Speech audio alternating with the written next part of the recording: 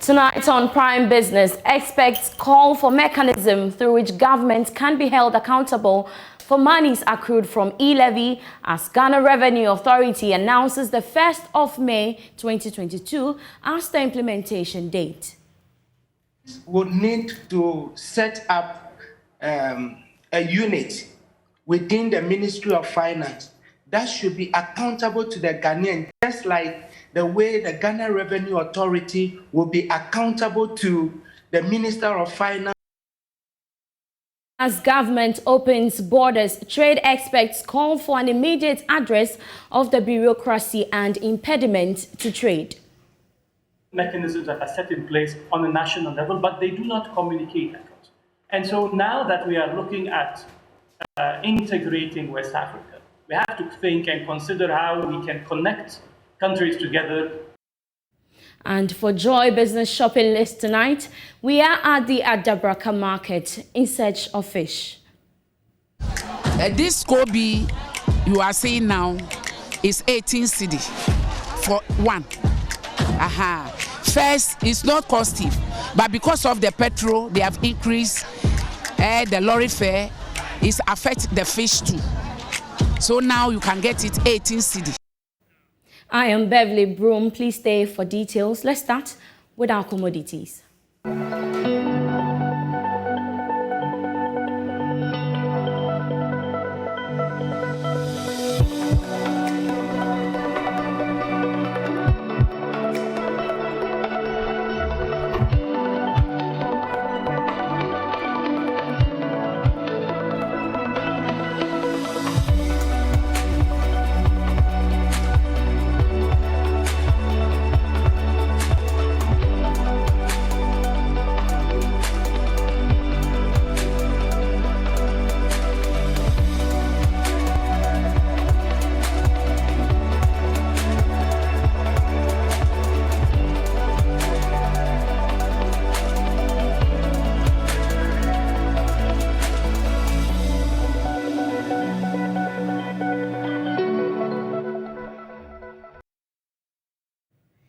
So the Ghana Revenue Authority, GRA, has announced the 1st of May 2022 as the implementation date for the electronic transactions e-levy. Following its passage, the e-levy will impose 1.50% on all electronic transfers, as it will affect electronic transfer at the time of transaction. The GRA has been highlighting areas the charges will cover.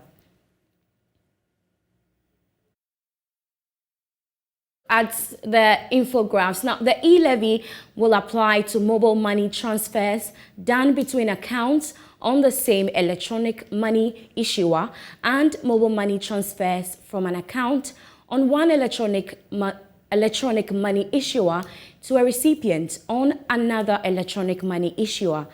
Others are transfers from bank accounts to mobile money accounts and transfers from mobile money accounts to bank accounts.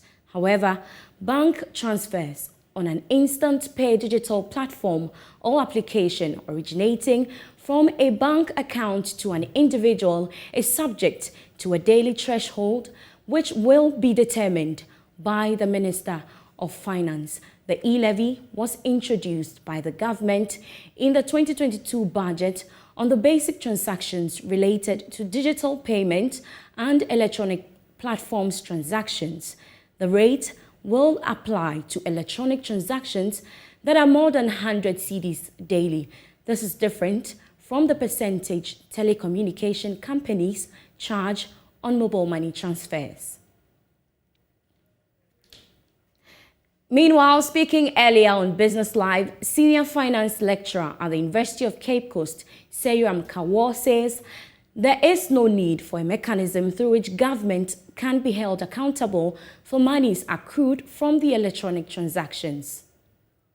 The bill has been passed into law and it has come to stay with us, but then how these monies will be used is something that we are all concerned about. Okay, and so I've heard suggestions like don't put the monies in the consolidated fund, create a separate account for it. What do you propose? The consolidated fund is guided by law. And the Public Financial Management Act stipulates that all monies and levies collected by government must be placed into the consolidated fund. And for that matter, we cannot go against that particular law that has been set up to collect all public revenues and levies by government.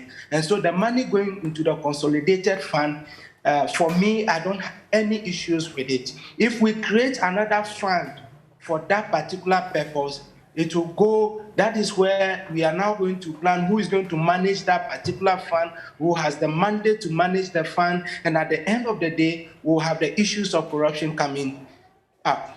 Monies taken out from the consolidated fund are guided by the laws of the country, and no politician can just use it anyhow they want to use that particular amount of money. It needs approval, and once approval is given before they can spend the money. Well, so how else can the government be made accountable for the monies that are accrued from the levy? All right. The government would need to set up a unit within the Ministry of Finance that should be accountable to the Ghanaian, just like the way the Ghana Revenue Authority will be accountable to the Minister of Finance on the amounts that have been accrued and placed into the consolidated fund every 3 months or so in the law. Then we also expect that government should give us how much they have spent on quarterly basis. So you heard senior finance lecturer at the University of Cape Coast, Seyoram Kawo, who says there is the need for a mechanism through which government can be held accountable for monies accrued from the electronic transactions. It's barely a month since government reopened borders, and already trade experts are making an urgent call to deal with all existing challenges preventing trade activities across the transit corridors and borders of Ghana and her West African neighbors. The national president of CrossBorder Trade Advocacy Group, Zaid Hamuyu, said on the marketplace. The founding members, the heads of states of ECOWAS, founded ECOWAS at the time, they agreed that they will avoid dispute settlements and rigorous procedures because we are brothers and sisters. And so you can solve issues among you. Now, obviously, in a globalizing world, in a digital world, that does not apply. There are so many issues that arise during trade. And so you need to know that if I have issues because of importing or exporting or transiting or any other kind of complaint, I have to go to the particular point at regional level, right? I'm not talking about national level. Sure. I'm talking at regional ECOWAS level. Yeah. Because in Ghana, in Nigeria, in other countries, they have structures, national structures that are supposed to help provide support for traders and economic operators, either operated by government agencies or operated by civil society organizations or operated by private sector organizations that have concession in particular. So there are certain mechanisms that are set in place on a national level, but they do not communicate across.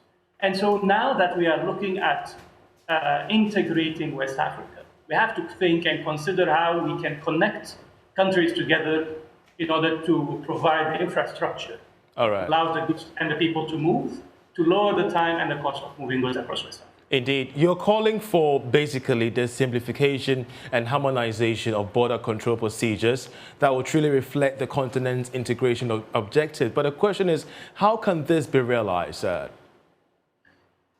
Well, the implementation of the regional agreement is basically a law enforcement domain. And I believe that we have low capacity for law enforcement across West Africa, actually.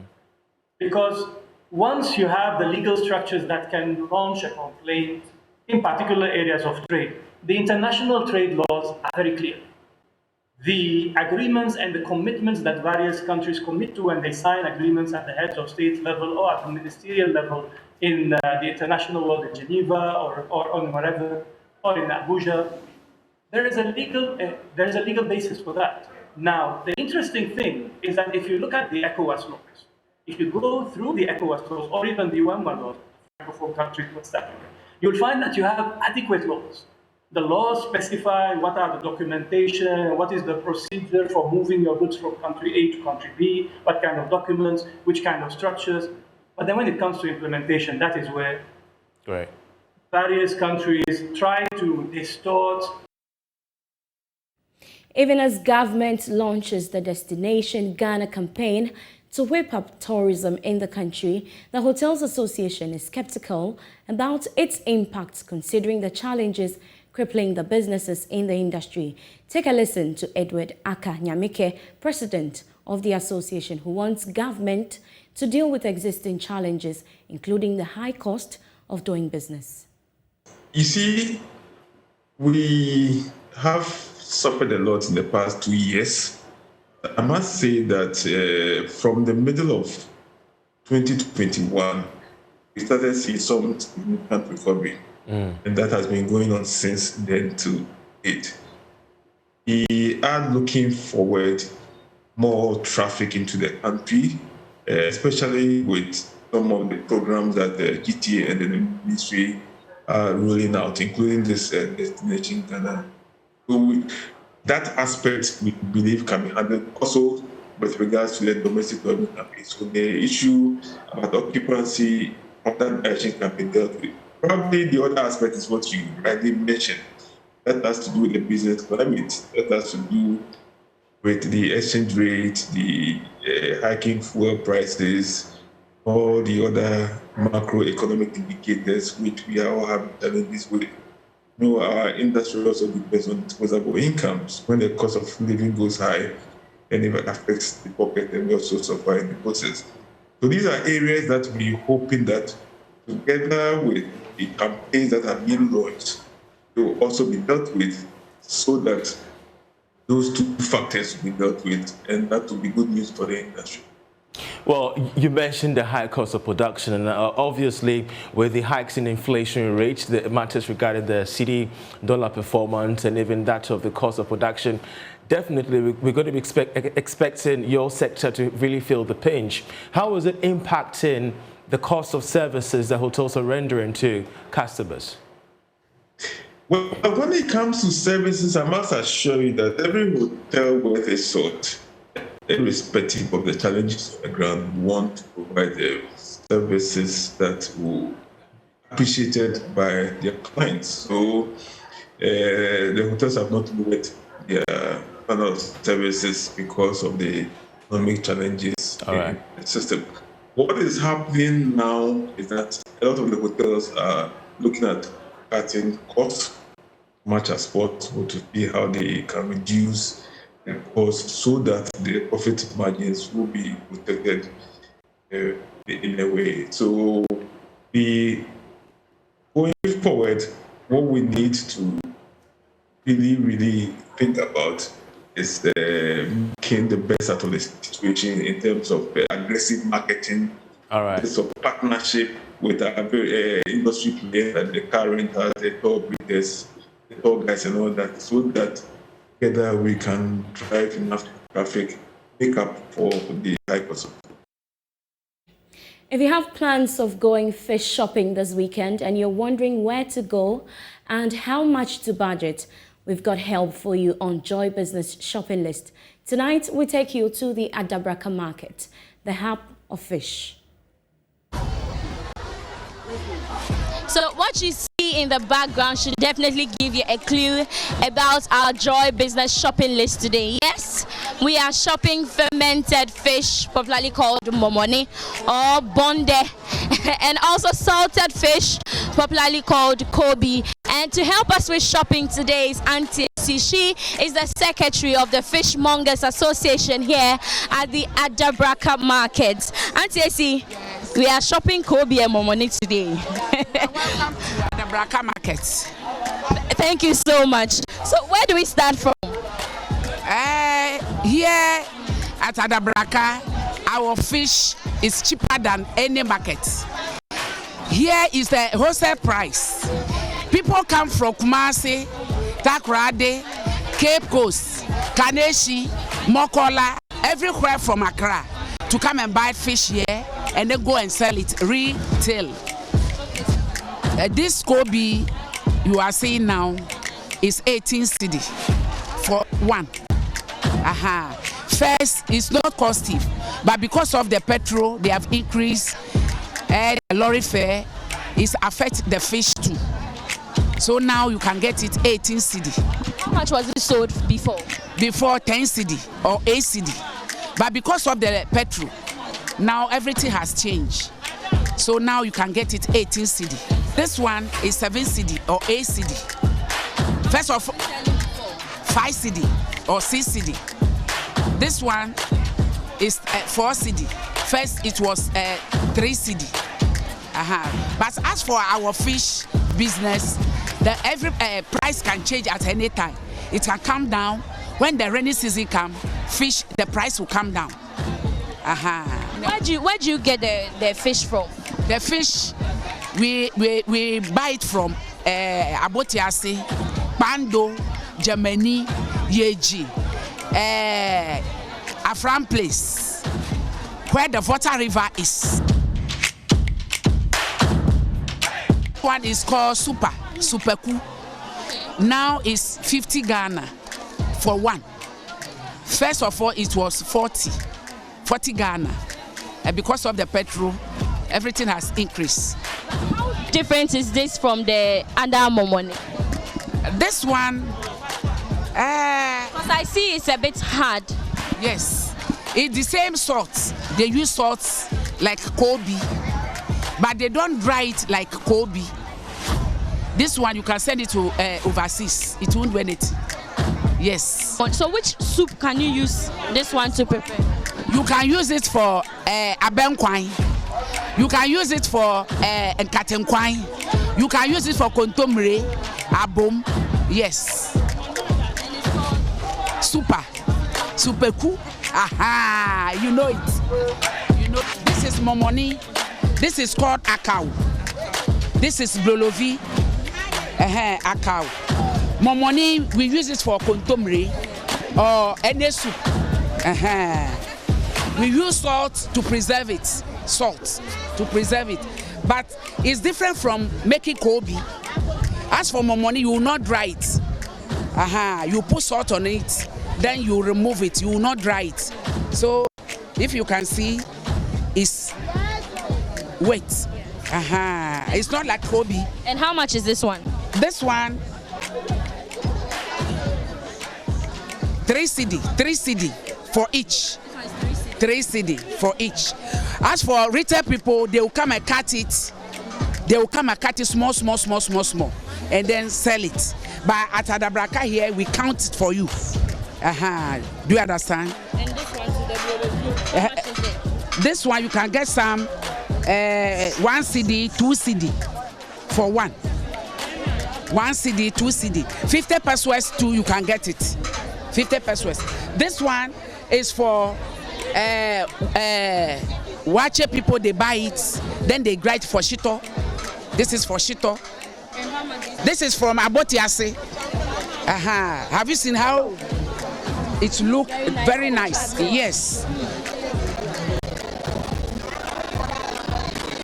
One you can get it 14 cedi or 12 cedi at wholesale price.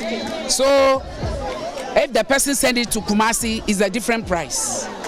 So there you have it. That's our shopping list for today. Today we visited the Adabraka market, and Auntie Esi has taken us through the prices of the different types of fish they have here on the market. According to her, the prices are cheaper and people come from all places in Accra to sell. For Joy Business, I am Beverly Broohm.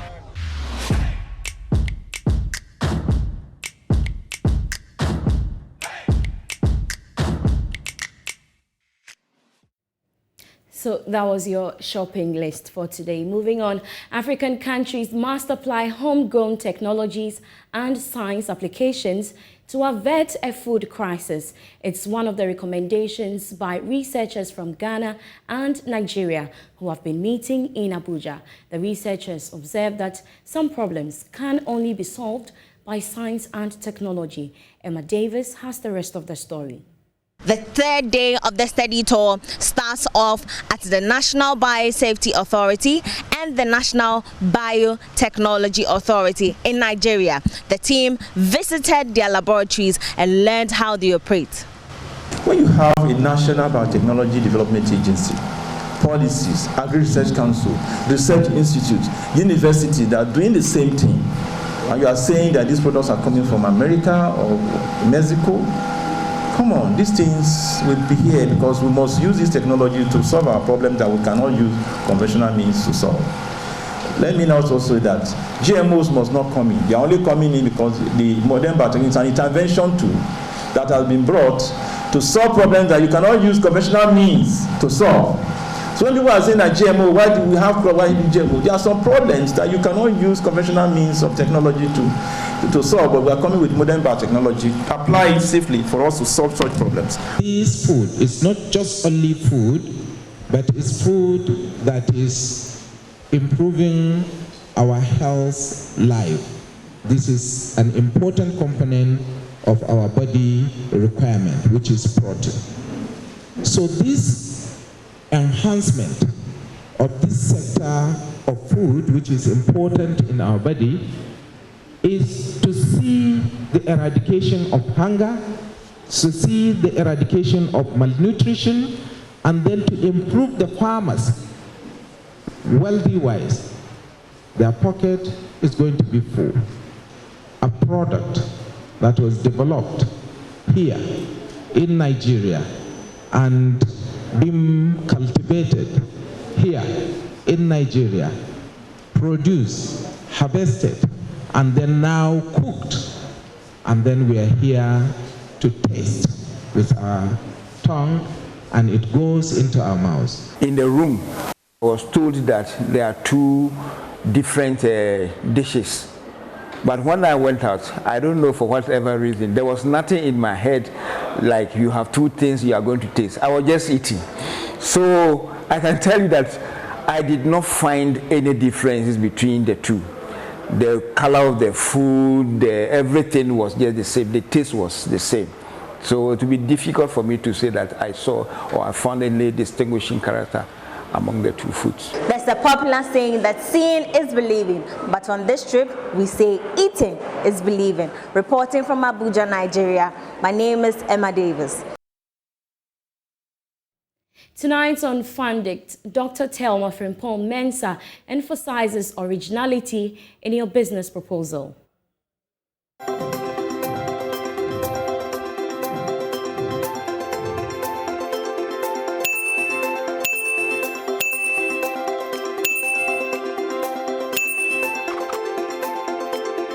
Hello guys, it's another time with me on your 1 minute financial tips with Dr. Thelma of the Desert Dew Services and Consultancy.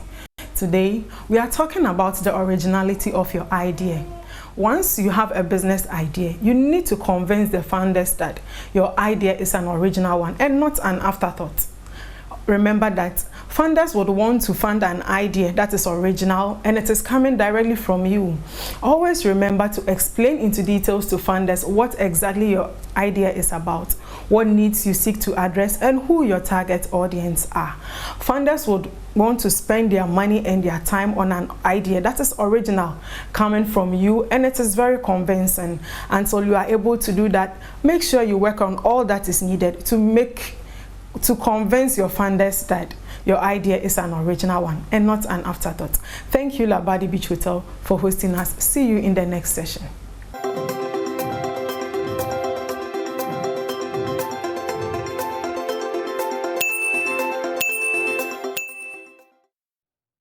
That's it for Prime Business. Kindly log on to myjoyonline.com/business for more stories. I'll leave you with international news.